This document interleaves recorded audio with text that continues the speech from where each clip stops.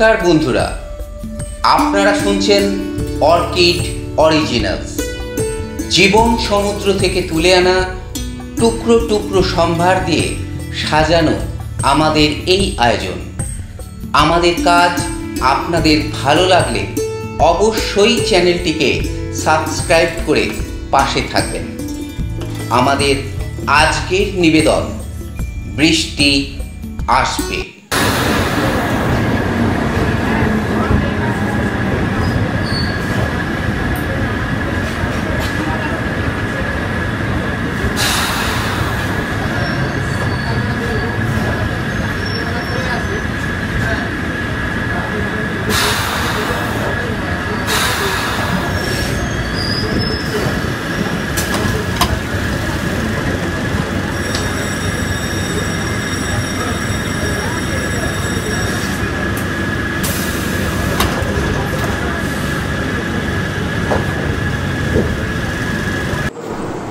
পরবর্তী স্টেশন নেতাজি ভবন, प्लेटफॉर्म डान दिखे। अगला स्टेशन नेताजी भवन, प्लेटफॉर्म दाहिने तरफ। The next station Netaji Bhavan, the platform is on the right side.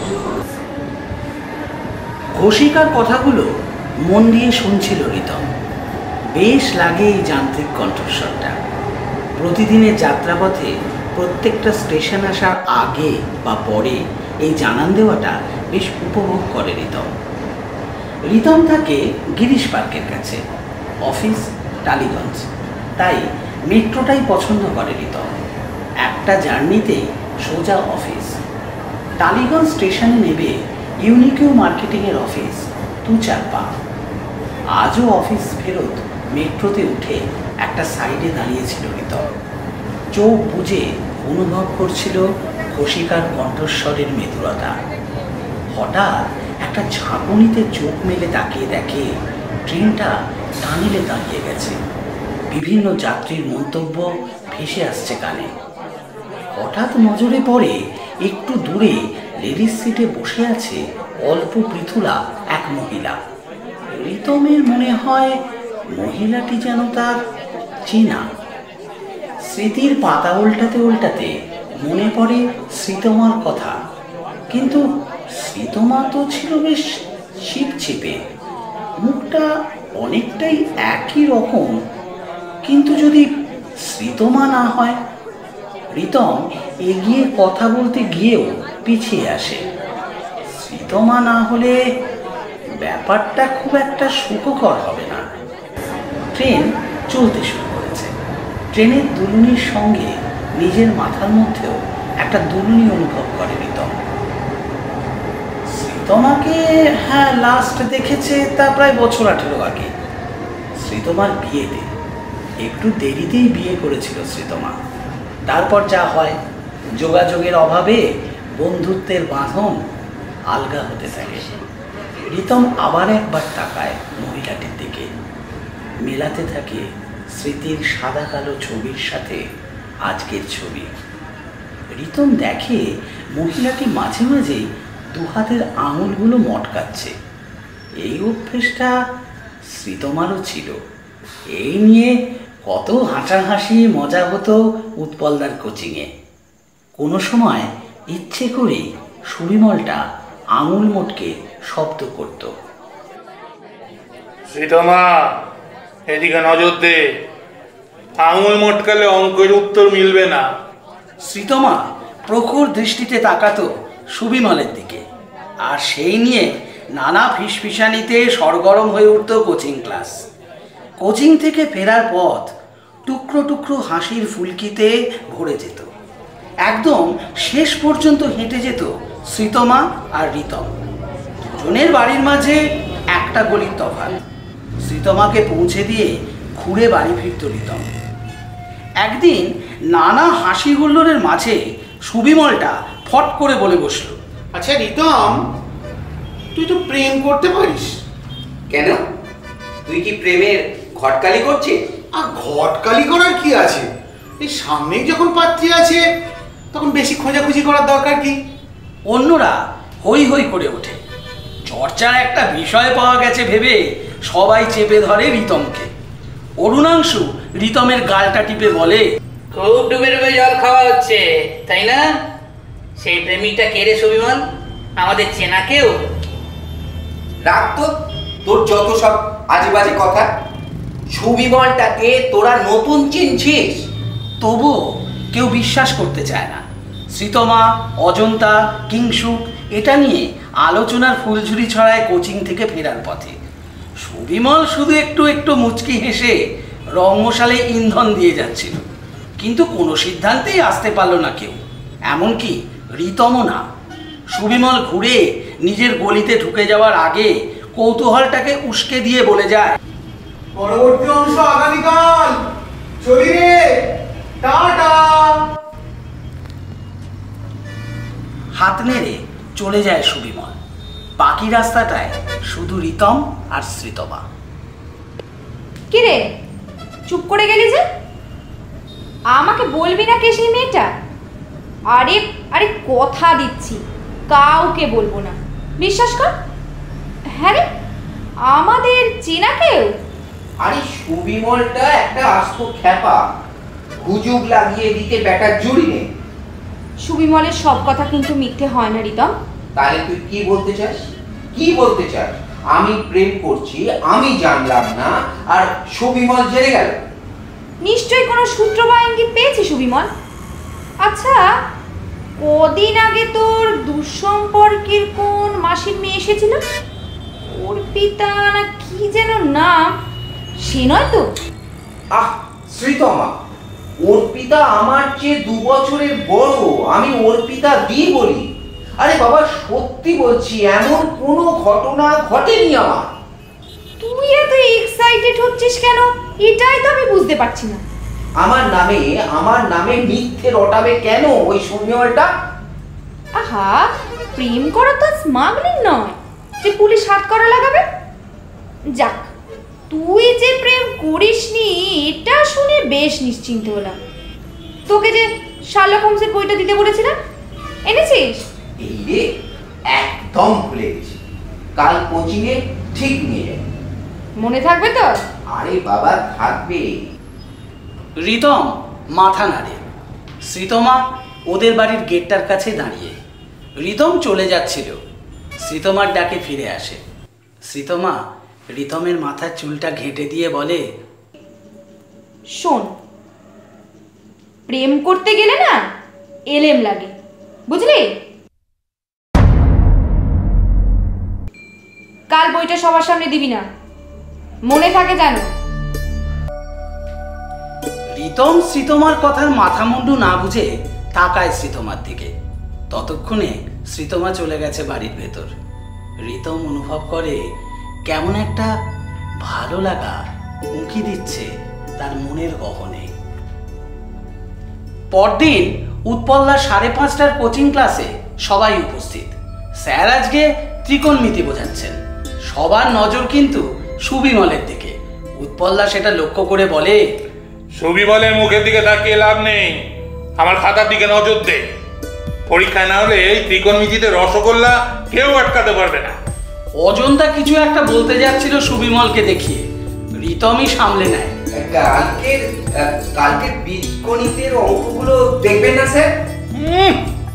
এতক্ষণ ঘুমোচ্ছই নাকি? চোখে জল দিয়ে আয়, আমি ফুরিয়ে যাচ্ছি না। উৎপল্লার কথায় অন্যদিন হলে সবাই হেসে উঠত, কিন্তু আজকের আবহে সেটা যে একেবারেই বেমানান তা বুঝিয়ে দিল সবার নীরবতা। সবার ক্লাস শেষ হওয়ার অপেক্ষায়। স্যারের ঘড়ির কাঁটার গতিবেগ কি কমে গেল?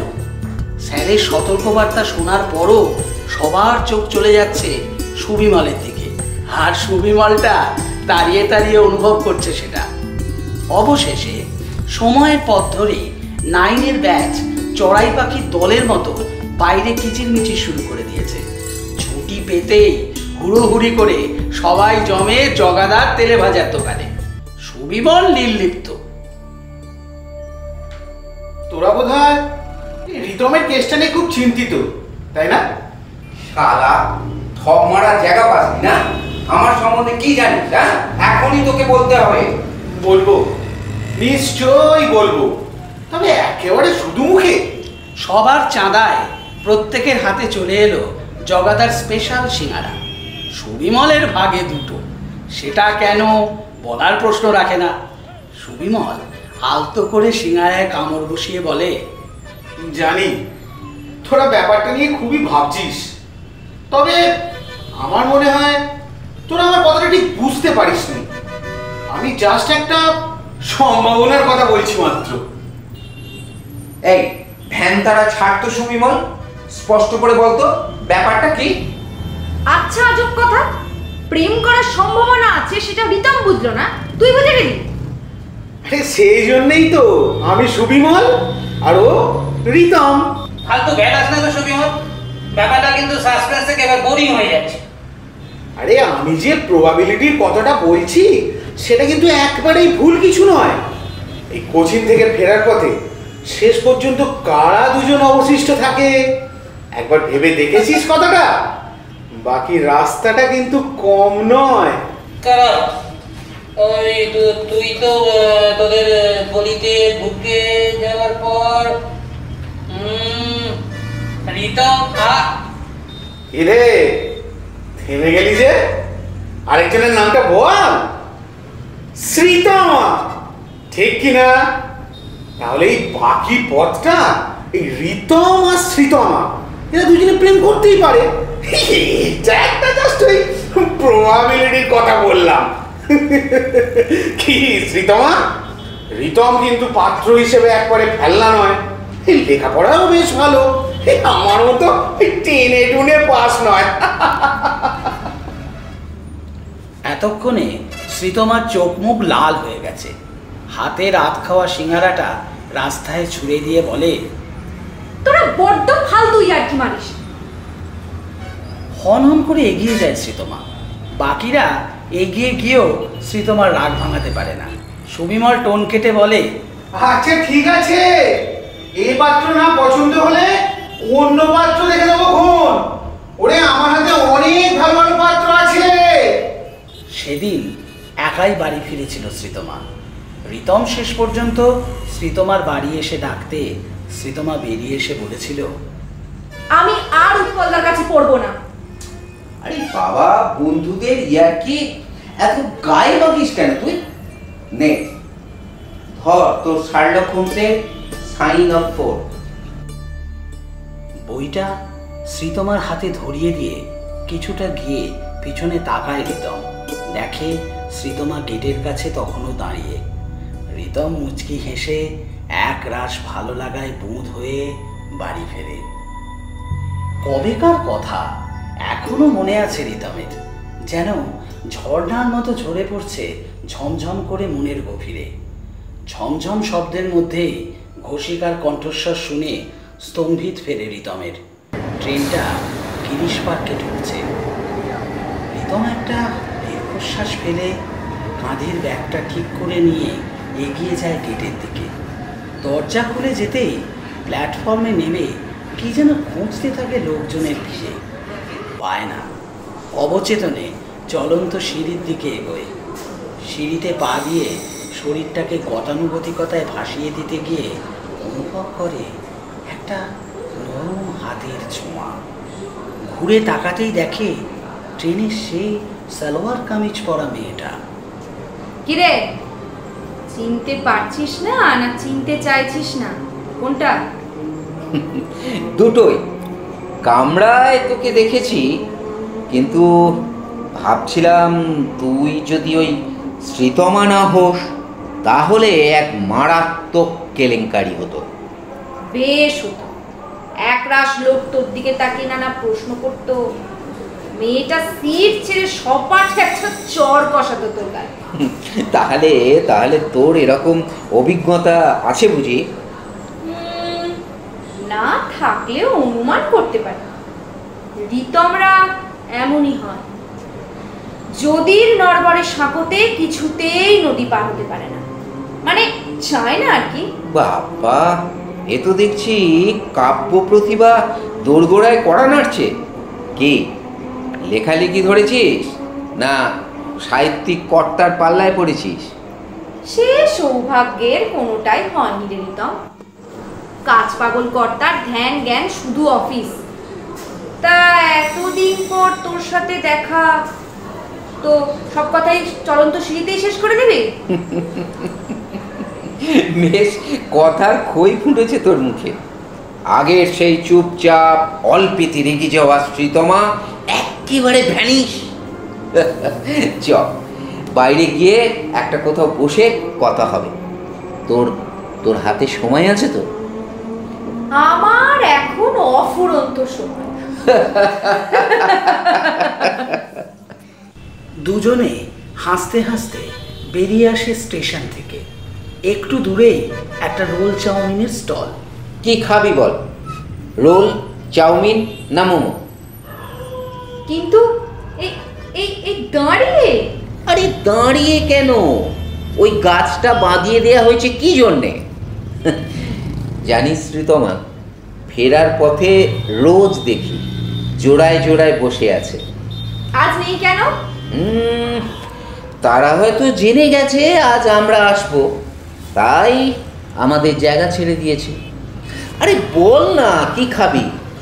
যদি বলি এসব বাদ দিয়ে সেই জগাদার সিঙ্গারা খাবো, খাবি রিতম? ভারী মুশকিলে ফেলে দিলি। জগাদা তো কবেই মারা গেছে ব্রিজ চাপা করে। তবে তুই রাজি থাকলে ওই বংশীর সিঙ্গারা খাওয়াতে পারি। না থাক। থাক মানে? কিছু একটা খেতেই হবে তোকে। আরে বল না। আরে দেখ দেখ দেখ দেখ, লোকটা আমাদের দেখে কি ভাবছে বলতো? এখনো কে কি ভাবছে এসব ভাবিস তাহলে? রোলি বল, ওটাতে অন্তত ছিনছিন গন্ধ নেই।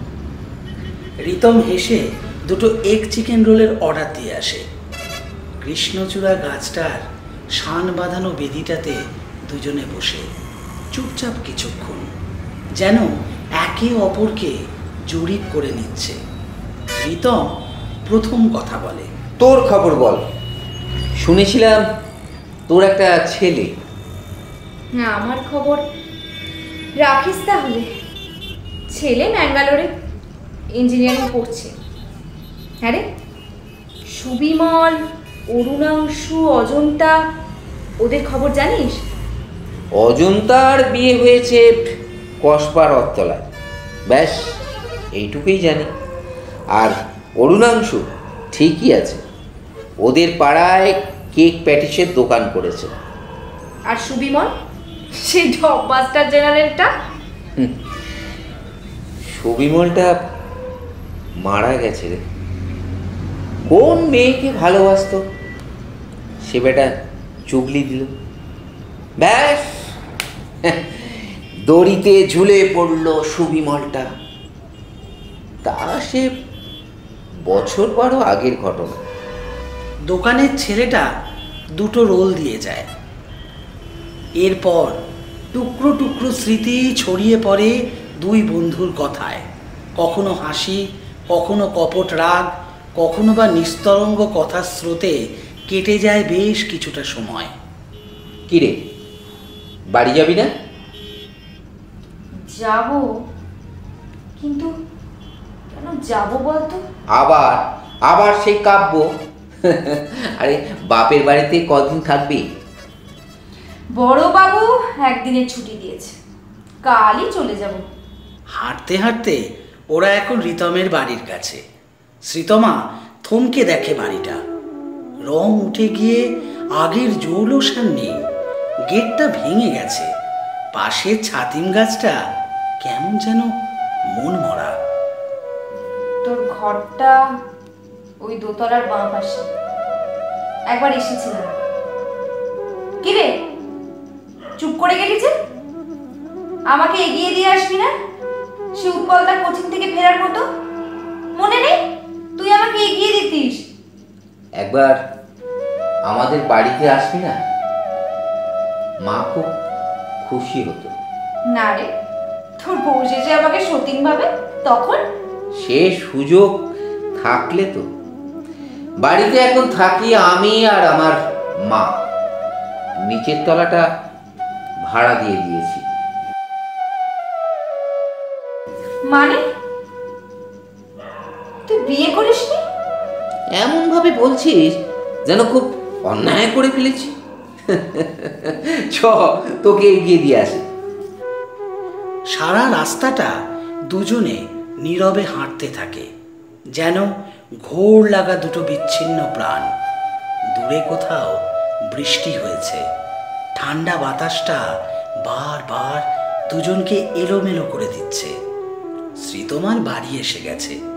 শ্রীতমা হঠাৎ নীরবতা ভাঙে। তুই কেন বিয়ে করলি না রিতম?